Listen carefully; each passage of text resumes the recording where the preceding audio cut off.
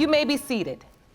Hello, Your Honor. Hello. This is a case of Tinch versus Grubb and Boatwright. Thank you, Jerome. Good day, everyone. Good day. Mr. Tinch, you are suing the defendant for $59.98, the cost of a baby stroller. Yes, Your Honor. You claim you purchased it for a child you believe may not be your biological daughter. Yes, Your Honor. You're also seeking the results of a paternity test. You claim the defendant was cheating with her ex at the time her daughter was conceived. Yes, Your Honor. Ms. Grubb, you say the only reason Mr. Tinch is denying your daughter is because he's afraid to grow up. Yes, Your Honor. You deny cheating with your ex and are countersuing for $2,435, an amount you say is half the cost of your daughter's child care expenses thus far. Yes, Your Honor. The other potential father has been tested for paternity and is waiting outside of the courtroom. We'll get to his testimony in just a few moments. So, Ms. Grubb, what's your reaction to this lawsuit Mr. Tinch is bringing? I think he got enough nerve to sue me for $60 for a stroller when in the past year and a half, I've spent way more than that, over $5,000, let alone on clothes, shoes, food, everything. So I think it's ridiculous. So, Mr. Tinch, tell me, you're suing for $59.98 for the stroller. Yes, ma'am. Tell the court why. I'm suing because I believe that the baby isn't mine. I'm doing something that most men twice my age wouldn't do at 18 years old, and that's take care of her and her first child. I believe the baby isn't mine because she has none of my features. None. Blonde hair, blue eyes. So, you did give Ms. Grubb a stroller. I bought the stroller while she was pregnant with the baby. You did? Yeah. And you bought that willingly? Yeah. It was a gift? Yes, Your Honor. Okay, you have to understand, Mr. Tinch, gifts are not revocable. Once you give a gift, you can't take it back. Even when you're angry, all right? Yes, Your Honor. So for that reason, your claim is dismissed. Do you understand? Yes, Your Honor. Moving on, judgment for the defendant. All right, so back to this relationship. You find out you're pregnant, you're having the baby, he buys the stroller. At what point do you start having doubt? We had went to the doctors and found out that she was about a week and a half pregnant. And about a week and a half prior to that, we were arguing and she had took her son Christian to see his father, Mr. Boatwright. When she had got back, we was talking and stuff, and I asked her about some stuff, and she had admitted to me that she had kissed Mr. Boatwright. So, Mr. Tinch, moving forward a little bit, you say you were at a doctor's appointment. And something about the doctor's appointment made you doubtful? Yes, because they said that she was about a week and a half pregnant, and like I said, Your Honor, about a week. You cannot find out that you're pregnant at just a week and a half. Yes, you got to be 4 yes, weeks. I don't know what was going through his mind. I don't know if it was the hose that he was cheating on me with, but I heard that I was 4 weeks pregnant, not no week and a half. And if he's doubting the baby so much, then why did he sign the birth certificate? Why was he there the whole pregnancy? Like, I took care of my kids by myself for basically 5 years. My son, 5 years, and my daughter, a year and a half. So, Ms. Grubb, you have 2 children? Yes, Your Honor. And how old are you? 18. 18 years old. Yes, Your Honor. With 2 children. Yes, Your Honor. So you were a teenage mother. You still are a teenage mother. Yes, Your Honor. I need to understand, Mr. Tinch, your doubt. You say when you went to that doctor's appointment, you were told or informed that she was about a week and a half pregnant? Yes, ma'am. All right. So the doctor's visit would have been on the 7th of May. The time you indicated you were having some relationship problems and she went to visit her ex was around when? It was about a week prior to the doctor's appointment. So the relationship problems happened around that week of April 22nd through the 28th or so. Yes, Your Honor. That's indicated in red, as you can see. And at this point, that's when you say you were told she was about a week and a half pregnant. Yes, and it made me. And so, in your mind, you calculated back And you said that was the exact week she went to see her ex and then came back and admitted that she had kissed him. Yes. And you think much more happened. Yes. So, Mr. Tinch, why did you sign the birth certificate? Here is your name. Your Honor, I signed the birth certificate because I've been there through everything. I've been there for her son since he was a year and a half. But if you had doubts that it was your daughter, why'd you stay? I moved from Columbus to Circleville just to be with her while she was pregnant. I left my family. I wasn't even supposed to leave. I moved out of my dad's house and went to Circleville with her so I could be with her. That's why I signed the birth certificate, because I wasn't just gonna leave her hanging like that. I'm not. And this really hurts you. Yeah, it really does. Because you feel like you've sacrificed so much. I have sacrificed despite your doubt. Jerome, I think it's time we meet possible father number 2.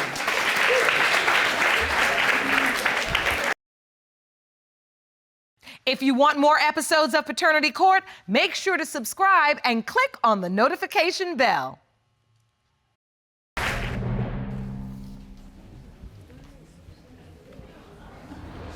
Watch your step.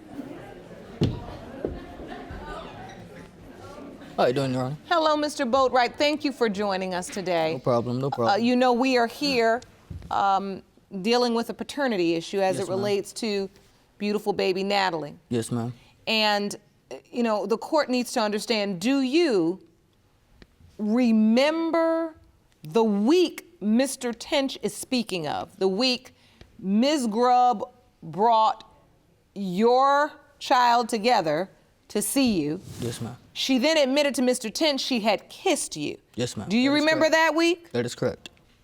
So, was it a passionate type of kiss or a kiss just like you'd kiss your mom? She was dealing with hard times. Yes, ma'am, I did passionate kiss her. Did it go any further than that? No, Your Honor, it didn't. Mr. Tinch, I can tell you're not buying this. I'm not. I'm really not, because for the simple fact Can I just come right out of my shell? Come on out of your shell. Don't be scared. As my daddy would say, ain't nobody scared. Mr. Tinch, I believe Mr. Tinch is just using me as an excuse to not take care of his responsibility. Miss Grubb and I is just friends. I was out of my son's life for the first year and a half because I was scared. I was young, I admit it. I grew up into the man I am today just to take care of my son. You need to stop using me for an excuse, step up and take care of your responsibility. It's nobody else's but yours. So you feel, Mr. Boatwright, like Mr. Tinch doesn't have any reason to be doubtful? No, ma'am. But let's be frank, if the tables were turned and you were in a relationship with Miss Grubb and she went to visit Mr. Tinch and then came back home and said, well, babe, I gotta admit to you, I kissed him. You would think I would be upset. You probably would feel a little bit ma'am. of doubt too. No, ma'am, I would not. You wouldn't feel any doubt? I would be a little upset, but that don't mean I would have doubt. But you wouldn't have doubt? No, ma'am, I wouldn't. You one heck of a man. Right? Yes, ma'am. That's difficult to hear. So, Ms. Grubb, what has Mr. Tinch done for Natalie? Nothing. When she was first born, his dad bought formula for, Natalie. Yeah, he bought me that stroller when I was pregnant. But after I had Natalie, yeah, he stayed up there for 2 weeks in Circleville. He did not move in. He stayed there because I was sick. After that, he was too busy partying, hanging out with his friends. He'd leave me at his house with Natalie and Christian while he goes and parties and cheats and all this and that. Like, it's ridiculous. Like, if you look at that little girl right there, you cannot see Mike in her. You see Chris and me. Spitting image of Now, Mr. Christian Tinch. looks like Mike. He looks identical to Mike. But Natalie looks nothing like Mike. Nothing at all. And it hurts me because every single day for a year and a half, Natalie has said, Mommy, where's Daddy? Mommy, Mommy, Mommy, Daddy, Daddy, Daddy. And it hurts me because I don't know what to tell her. Like, it hurts me a lot. Bring her over to see me instead of keeping her. You don't have a place. That don't mean you can't bring her over to see me. I don't know where you're at. Yes, you're you bouncing do. from I've lived back in the and same forth. spot for 2.5, 3 years. That's Hope not you know what where I you've live. been saying, You live there Chris. with me. Okay, and you said your dad kicked you out. You don't know where I live? Your dad said he kicked you out. You know, this is the exact reason that teenagers do not need to be having kids. They need to be getting their education and doing something productive, because you two haven't even figured your own lives out yet. Now you're 18. How old is your oldest child? 4. 4. You're 18 with a 4-year-old and a 1-year-old. And all this responsibility, and yet paternity is still in doubt. I'm just saying, when this paternity comes back that you are the father, you need to step up, be a man, and take care of Buddy, your I've daughter. been stepped up. Like I said, I've been taking care of your son since he was 1.5 years. He calls me dad. Your Honor, no. My grandma has been taking care of my son. Yes, he comes over every once in a while. Me and Chris was together, but because I was so young, my grandma took it in her hands and raised my son.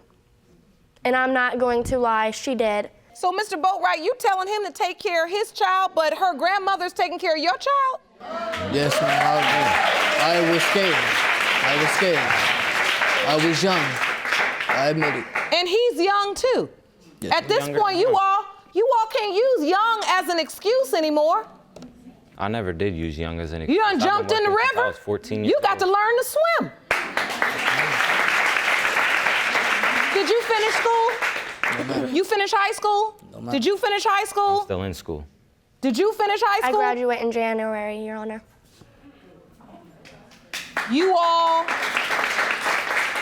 better finish high school, find a college to enroll in. I don't care if it's at night, part-time. Get started and get to learning.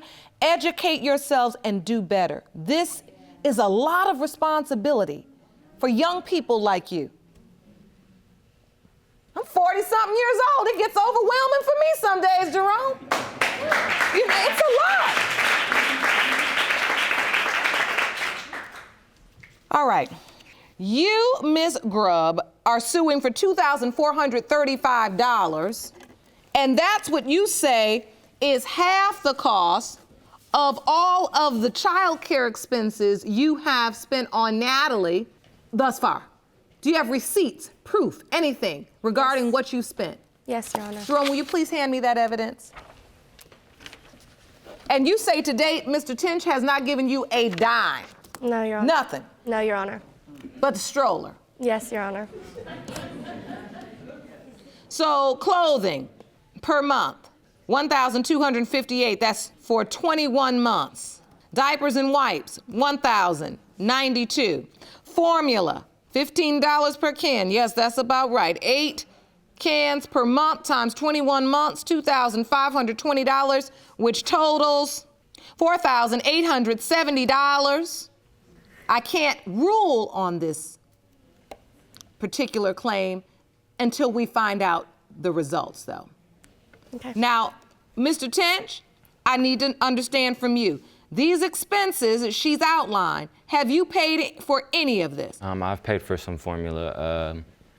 It came out of your dad's pocket, not yours.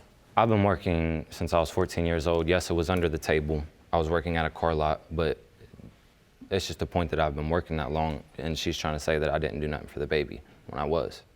I paid How for the much milk. have you given for the baby?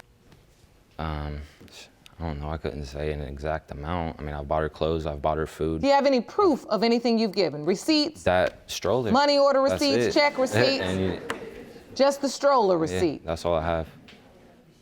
All right. You young people, you need to learn when you come to court to testify and prove your case, you gotta have something to prove it with. Yeah. Jerome, let's go to the results.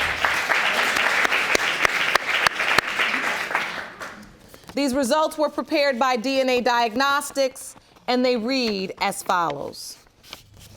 In the case of Tinch v. Grubb Boatwright, pertaining to whether Mr. Tinch or Mr. Boatwright is the father of 1-year-old Natalie Tinch, it has been determined that the biological father is. Do you want to watch Paternity Court on TV? Go to paternitycourt.tv to find your local listings. These results were prepared by DNA Diagnostics, and they read as follows. In the case of Tinch v. Grubb Boatwright, pertaining to whether Mr. Tinch or Mr. Boatwright is the father of 1-year-old Natalie Tinch, it has been determined that the biological father is Mr. Tinch.